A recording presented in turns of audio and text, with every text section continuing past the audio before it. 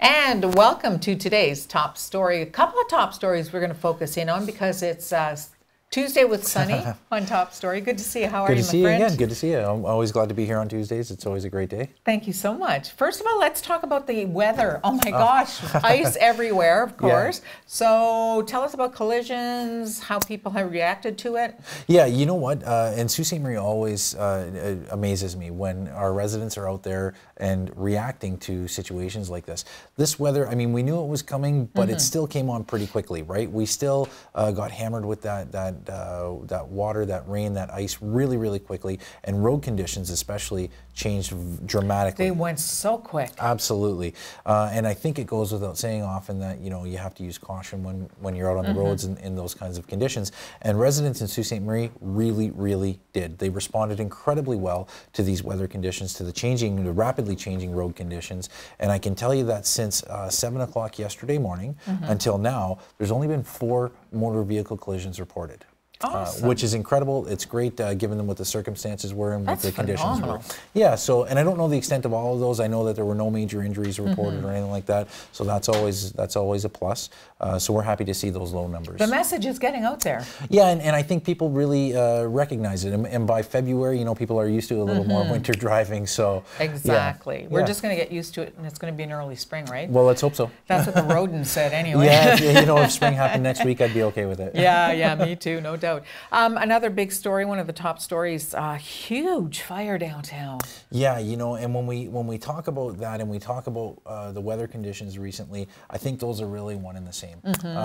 I was down at that scene for quite some time, and I can tell you that the first responders in our community were second to none when this was going on. I watched the folks from fire services out there working that scene and doing their best. And in fact, a good friend of mine who works for fire services, I watched him just kind of on a break while he was trading off, and he had at least an inch, maybe an inch and a half of a sheet of ice on his clothing, icicles dripping off of him, and it was incredible to see the work that they were doing and the way that they all kind of came together. And all of the other emergency services that responded all at the same time is very, very impressive, especially given those incredibly low temperatures. I was thinking that morning, it is so cold out. I can't imagine standing there with a hose and having water fly back onto you and freeze. It's got to be treacherous. Absolutely. It was just a great job done by all to kind of contain that and ensure everybody's safety. Because at the same time, a few short hours later, we had the opening ceremonies for the Ontario Special Olympics Winter Games right there across the street. It really had a very small impact on the opening of those games, which is just a testament to everybody's work down there. And they even had to go back later in the day because a few times. Yeah, a few times, and that's not uncommon. Those kinds of things happen, and they responded well. Yeah. Evacuations. We were talking to a gentleman whose friend lives above one of the businesses that perished, and he stayed overnight at his buddy's house, and he talked about how the police were just like on it and very calm. Because I said to him, it's the middle of the night, or like you must have been freaking out, banging on the door, and he said, no, it was just like tickety-boo. It was, it was really, really great to see how quickly everyone was evacuated and accounted for. That was very important. We were able to account for every known person that was supposed to be in that area or in those buildings, and we're able to do that very, very quickly. Our partners at the Red Cross were able to set up a great registration booth, and they were able to provide any emergency services that people needed, and those community assets were activated very quickly and responded really, really well. This is, and I mean, I've been with the service for about 16 years. I've never seen a fire that was this size. You know what? That was going to be my next question. That was big. Yeah, I've never seen one like that. So to see this coordinated response happen that quickly was great to see. And apparently we heard that some of the firefighters were having a difficult time because it was so cold out with the fire hydrants, and they had to get into a cherry picker and go above, and they couldn't see. So now people are directing them from the ground, move your hose this way and move it. Like, it's just phenomenal to think about how you have to be, first of all, calm, knowledgeable, well-trained, and just take care of business. Well, and one of the other things that you don't often see is fire hoses are long, but they're also connected a lot of the time. And they're connected by huge metal connections, right? And those connections connect the hoses, they connect the hoses to the truck, and the trucks and the hoses to the hydrant. Those metal connections, when it's -27 out and there's water flowing through there, they're not as easy to manipulate as you think with gloves on. So I watched a lot of those guys, you know, gloves off, handling these frozen metal connections and making sure they're all tight, making sure everything was working properly. They really did work well. A lot of their training really came through and showed. Now, do city police in a situation like that, are you, I mean, obviously the street was closed down, are you watching to make sure after the evacuation that people are staying out of the area? Yeah, so our primary objective at that point is community safety. Our goal is to make sure everyone stays away from the area, and we're monitoring things, and obviously we're looking at trying to determine what the cause of this fire was and how things happened, but our first primary concern is always the protection of life and the protection of other property that's around there.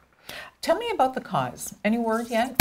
No, not yet, and that's going to be something that'll be under investigation for quite some time. What we know is when we look at fire investigations, right? Oftentimes fire investigations sit with fire services, and sometimes they sit with police services, and that's sometimes hard to understand for individuals. Yeah, there is a protocol in place and there's a process in place. Basically, if there's anything that suggests a fire is criminal, it automatically goes to police services for investigation. Now we do that with the fire marshal's office and in conjunction with them. Also, there's another part to that. If the damage is if it clearly exceeds $500,000, that automatically goes to a police investigation. Oh, really? So it doesn't necessarily mean it's criminal. It just means because of the magnitude of the damage, the police will take over the investigation and do it along with the fire marshal's office. So that's the case you look at here. So things happened very quickly and it turned over to a police investigation very, very quickly. That's why. I wouldn't suggest there's anything immediately that said it was criminal. We still have to investigate that, but because of the magnitude of the investigation or of the damage, it was turned over to the police for investigation. That's good to know, because I don't think we're all aware of that. As soon as you hear that it's being investigated, you think, oh.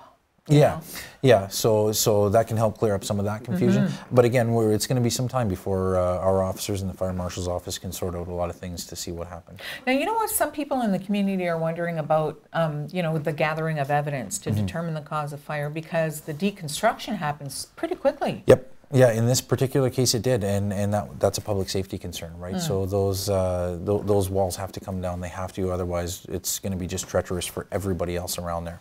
The role of the police and the fire marshal's office is to do what we can and preserve what we can. But again, our first goal is always the safety of the public. Do you gather evidence as soon as the flames are out and it's still smoldering? Because it smoldered for so long. It smoldered for hours. Are you able to get in there? Or? At some scenes, yes. Yes.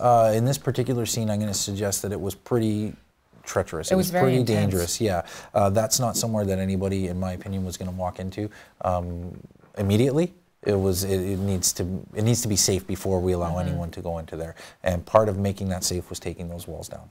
Boy, I have to tell you, it must be gratifying for you to you know, have that adrenaline rushing through you and then realize nobody got hurt. Yeah, you know, as horrible and horrific as it was, and as tragic as the loss was, we don't want to lose sight of that, but as tragic as all that was, we're also happy to know that nobody was injured, nobody was hurt. Certainly some people were displaced, and certainly a lot, there was a horrific and tragic loss, and we don't want to lose sight of any of that.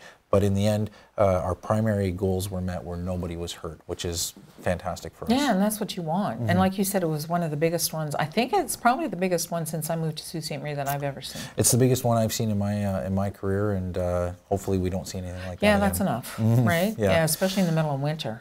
Well, and that entire block had to be evacuated, right? Those buildings are very close together. Right. So now the entire block power's been out. I'm not sure if some of it's been restored now, but for quite some time the power was out. You have really low temperatures at, you know, I think it was minus 27 that day.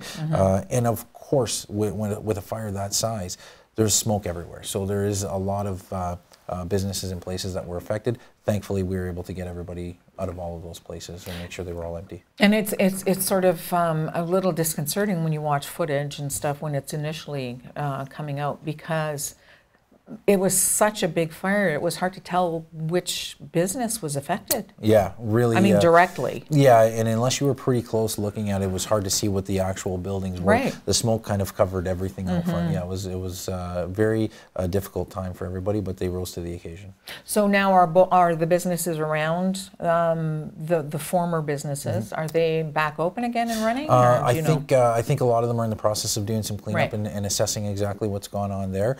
It may be a bit for some of them, but so I think as any business owner would be, they're keen to get open as soon as they can. So I think they're looking at that, trying to do as quickly as they can. I would imagine there'd have to be smoke damage and some water damage, all that stuff. Well, there's a lot of water that got poured there too, right? So yeah, those are things that they'll look at. Thankfully. Yes. Well, good to see you. Thank you so much for stopping in. Yeah, no problem. Anytime. Have a Thank you. good It's always a afternoon. pleasure. Thanks, you too. We'll be back right after this.